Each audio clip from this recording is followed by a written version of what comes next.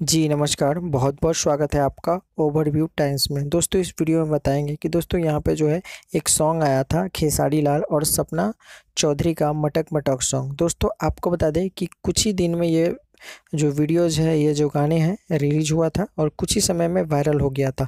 और दोस्तों यहाँ पे जो गाना इतना चल रहा था कि ट्रेंडिंग सेक्शन में भी बन गया।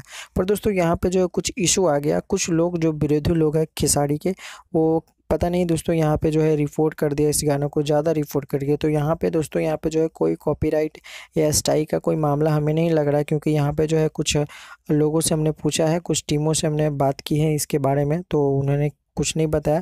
पर बोला है कि कुछ रिपोर्ट के कारण यहाँ पे जो है गाना को ब्लॉक कर दिया गया है, गाना अभी डिलीट हो चुका है। पर दोस्तों यहाँ पे जो है जो भी टीम है, इनके लोग हैं यहाँ पे, जो जहाँ से रिलीज़ हुआ है उस कंपनी का कहना है कि कुछ ही दिन में दोस्तों यहाँ पे जो है ये गाना फिर से यहाँ पे जो है चढ़ा दिया जाएगा और कुछ ही दिन में आ जाएगा। तो कुछ देर वेट कीजिए, ऐसा नहीं है कि गाना यहाँ पे जो नहीं आएगा।